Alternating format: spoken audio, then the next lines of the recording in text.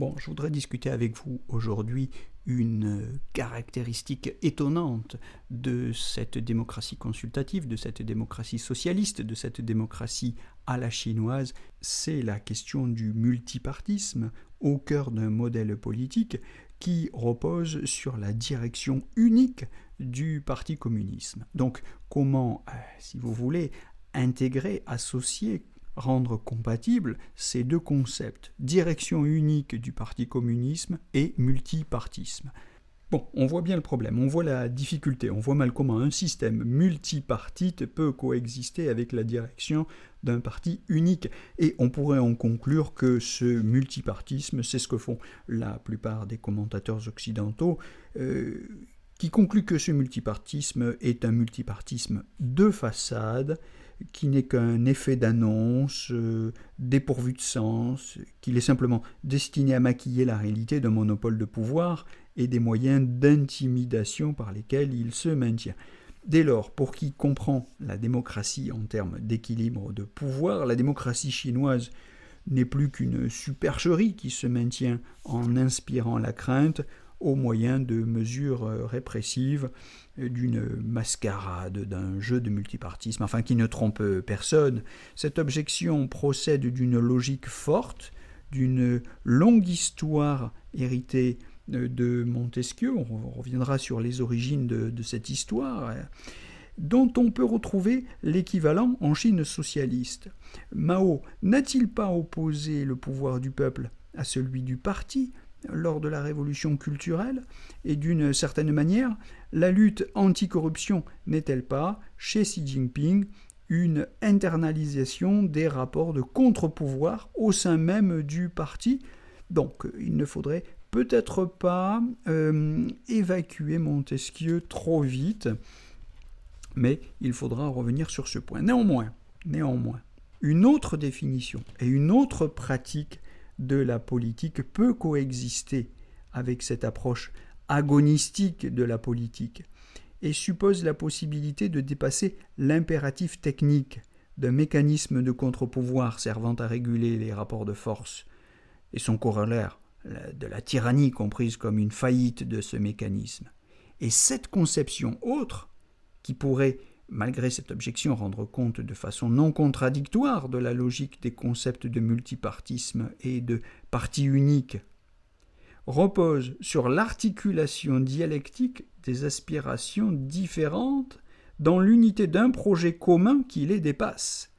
Cette hypothèse, c'est celle d'une direction politique du Parti communiste chinois, qui tirerait son efficacité de l'efficacité avec laquelle elle mettrait en œuvre le principe de la consultation, c'est-à-dire de sa capacité à entendre les besoins du peuple, de ses différentes classes sociales, de ses différentes minorités, fractions, tendances, etc.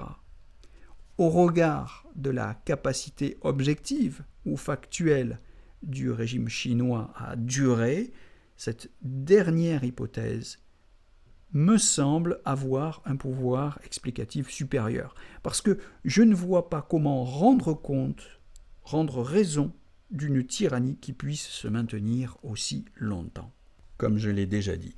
Donc, le principe fondamental, c'est celui d'une démocratie contributive.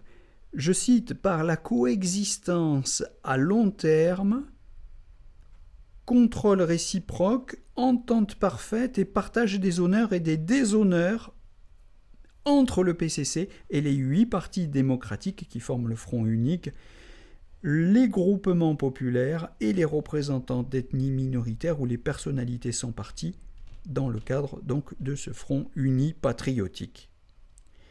Bien que les élections n'y jouent pas le rôle qu'on leur connaît dans les démocraties à système électoral représentatif, les citoyens pratiquent le vote à bulletin secret, combinant l'élection universelle, directe et indirecte. En juillet 1979, la loi électorale a élargi au niveau des districts et des districts autonomes la portée des élections directes, jusque-là limitée à l'élection des représentants des assemblées populaires des cantons, des communes, des arrondissements urbains, ainsi que ceux des municipalités non divisées en arrondissements. Une série d'amendements a suivi en 1982, en 1986 et encore en 1995, qui a permis, même aux représentants des assemblées populaires locales et aux électeurs, de proposer des candidats. Mais, resitué dans son contexte, il ne semble pas être question d'une évolution progressive et plus ou moins lente vers un système électoral représentatif qui serait pris pour modèle idéal, comme l'avait supposé, je l'ai déjà dit, Émilie Fränkiel.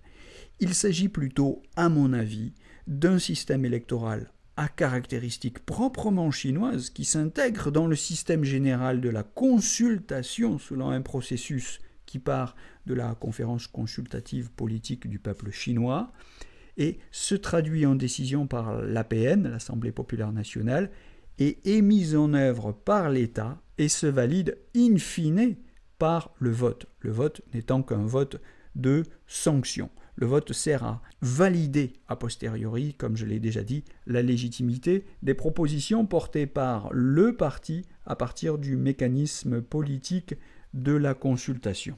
Et le Front uni patriotique mobilise le travail des 8 partis qui le constituent dans une perspective, je dirais donc, contributive, synergétique. Il s'agit de travailler ensemble à faire remonter à l'Assemblée populaire nationale l'ensemble des observations qui permettront de faire des projets de loi et prendre des décisions favorables à la satisfaction des intérêts fondamentaux de la grande majorité du peuple. Zui Guanda Zhenming de Gabanli, je l'ai dit et je le répète. C'est donc dans cette perspective que je crois on peut dépasser l'objection qui ne va pas au fond des choses, l'objection d'un multipartisme de façade.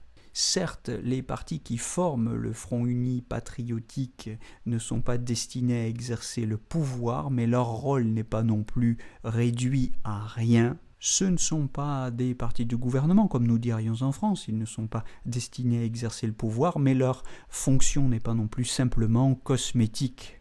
Ils jouent un véritable rôle, ce rôle, on le comprend dans la perspective du concept de consultation. Ils travaillent sur des questions précises, par exemple il y a un parti qui est consacré à la question taïwanaise et évidemment ce parti fait des propositions spécialisées sur cette question tout particulièrement. On peut dire en quelque sorte que ces partis ressemblent un petit peu aux commissions spécialisées de l'Assemblée nationale, sauf que ce ne sont pas en Chine des commissions provisoires, mais de véritables institutions qui durent depuis la création de la République populaire de Chine. Puisque je le rappelle, ces 8 partis qui forment le Front uni patriotique sont les alliés traditionnels qui ont travaillé avec le Parti communiste chinois à construire le premier gouvernement Mao en 1949. Voilà, j'espère que ces quelques considérations vous permettent de jeter un œil nouveau. Je ne dis pas que j'ai la vérité, mais en tout cas, je verse au débat des éléments, des arguments nouveaux sur la question de l'énigme du multipartisme dans le cadre d'un système, d'un modèle politique chinois fondé sur la direction du parti, fondé donc sur la direction unique d'un parti. Problème qui ressemblait un petit peu à la quadrature du cercle, mais je crois que là, avec les concepts de consultation et de contribution, nous disposons des éléments rationnels qui nous permettent de comprendre comment ça fonctionne. C'est très différent de ce dont nous avions l'habitude dans les régimes représentatifs, dans les démocraties représentatives, mais j'espère avoir montré que ce modèle possède cependant sa propre rationalité. Ça ne veut pas dire qu'il est meilleur que le nôtre, ça veut dire qu'il n'est pas non plus moins bon, il est simplement spécifique. Il est celui qui convient à la Chine. Alors il n'est pas exclu que certains philosophes occidentaux, je pense à Spinoza en particulier, nous aient donné les moyens d'en comprendre davantage et de mieux en saisir les particularités, les spécificités. Je vous donne donc Pour en parler, rendez-vous dans un prochain podcast.